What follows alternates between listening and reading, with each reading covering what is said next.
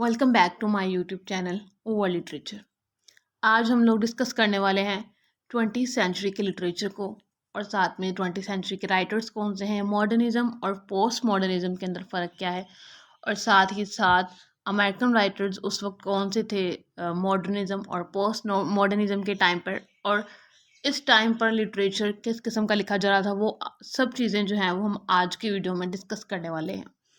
20th century से पहले जो है वो क्वीन विक्टोरिया का जो इरा है वो डिस्कस हो चुका है, उसका लिंक जो है वो डिस्क्रिप्शन में मौजूद है। क्वीन विक्टोरिया जो है वो 1901 तक यहाँ पे क्वीन रहती हैं।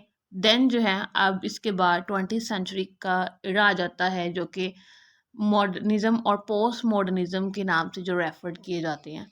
अब जो मॉडर्निज्म है वो 1901 से स्टार्ट हो जाता है और 1939 तक जो है वो मॉडर्निज्म चलता है। उसके बाद पोस्ट मॉडर्निज्म का इरा आ जाता है जो कि है 1940 से 2000 तक। मॉडर्निज्म का जो इरा है ये वर्ल्ड वॉर 1 के बाद का इरा है और जो पोस्ट मॉडर्निज्म का इरा है ये वर्ल्ड वॉर 2 के बाद का इरा है। कि मॉडर्निज्म जो है वो वर्ल्ड वॉर 1 से इन्फ्लुएंस्ड है और पोस्ट मॉडर्निज्म जो है वो वर्ल्ड वॉर 2 से इन्फ्लुएंस्ड है। तो ये इन दोनों के दरमियान मेन डिफरेंस है। और जो मॉडर्निज्म है ये मॉडर्न जो लिटरेचर है और जो ट्रेडिशनल लिटरेचर है उन दोनों को डिफरेंट करता है। लेकिन जो पोस्ट मॉडर्निज्म है ये जो ट्रेडिशनल हिस्ट्री और जो मॉडर्न इनके जो प्रेजेंट टाइम में लिटरेचर है उन सबको ये कंबाइन करता है।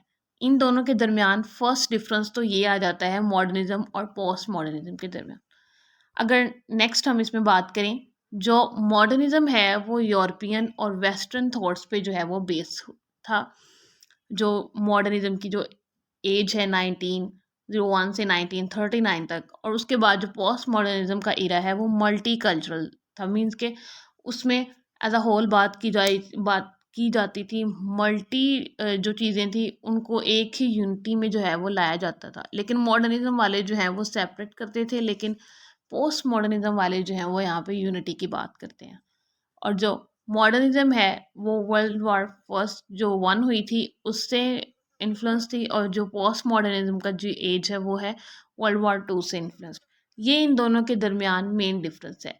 और जो पोस्ट मॉडर्निज्म है वो एज अ रिएक्शन थी मॉडर्निज्म के अगेंस्ट, बिकॉज मॉडर्निज्म के जो वो पॉइंट्स है बहुत मॉडर्निस्टिक से, not close to human nature, but जो पोस्ट मॉडर्निज्म वाले हैं वो बहुत ज़्यादा जो है वो ह्यूमन नेचर की जो है वो बात करते थे।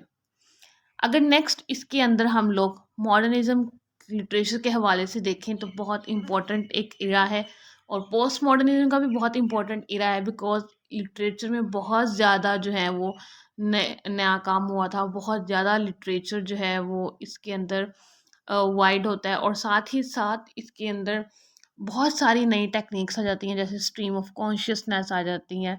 और भी मॉडर्निज्म के लिटरेचर के अंदर बहुत सारी ऐसी इन्वेंशंस हुई जो ट्रेडिशनल में नहीं थी। ट्रेडिशनल से कुछ चेंज हुआ जो है वो मॉडर्न लिटरेचर में। मॉडर्निज्म के जो इम्पोर्टेंट राइटर्स हैं वो थॉमस हार्डी हैं। अब जो मॉडर्निज्म के जो राइटर्स हैं वो विक्टोरियन एज के लास्ट में भी थे। विक्टोरियन एज में अगर उन्होंने काम किया था तो वो उस टाइम पब्लिश नहीं हुआ था, लेकिन मॉडर्निज्म में आकर जब मॉडर्निज्म का ईरा 1901 में आता है तो इनका जो है वो लिटरेचर, जो इन्होंने नॉवेल्स लिखे होते हैं, पोएम्स लिखी होती हैं, वो पब्लिश होती हैं। थॉमस हार्डी ने जो है वो नॉवेल्स तो जो है वो विक्टोरियन एज में लिखे थे, लेकिन इनकी जो पोएम्स स्पेशली हैं वो इस इरा के अंदर मॉडर्निज्म के अंदर पब्लिश होती हैं। उसके बाद हेनरी जेम्स हैं, जोसेफ कॉनरैड है, जीएम हॉपकिंस है, डब्ल्यू बी यीट्स है, रुडयार्ड किपलिंग है, टीएस एलियट हैं। ये सारे राइटर्स जो हैं वो मॉडर्निज्म में आ जाते हैं। उसके बाद रॉबर्ट फ्रॉस्ट हैं, डीएच लॉरेंस हैं, ड्रोथी रिचर्डसन है, जेम्स जॉयस हैं, वर्जीनिया वुल्फ हैं, ऑल्डस हॉक्सले हैं।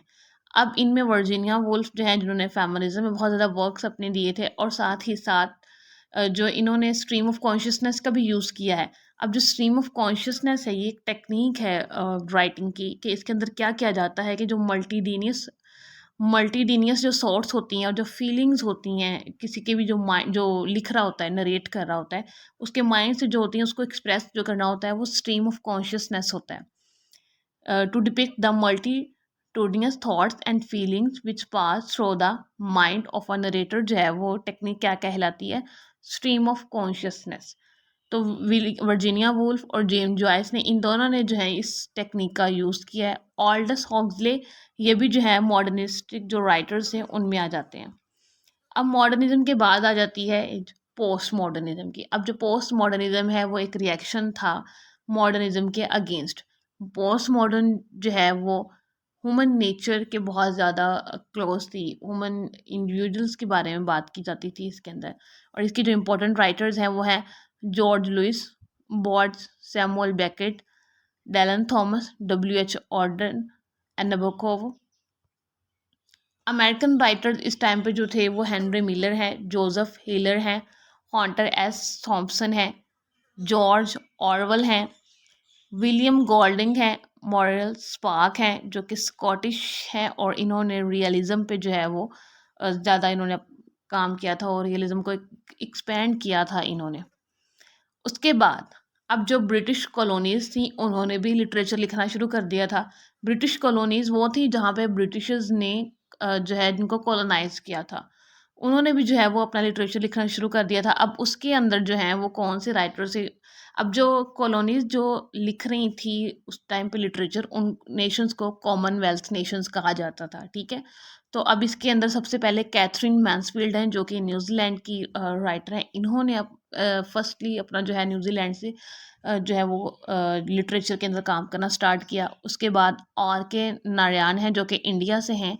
जीन रेज हैं कैरिबियन जो हैं, और इनका जो वर्क सबसे पहले था वाइट सरगैसो सी, इन्होंने 1928 के अराउंड इसको लिखा था, लेकिन ये पब्लिश उस वक्त नहीं हुआ था, काफ़ी लेट जाकर जो इनका ना पब्लिश हुआ था जीन रेज का जो वर्क है वाइट सरगैसो सी। उसके बाद एलन पार्टन हैं जो कि साउथ अफ्रीका के राइटर हैं।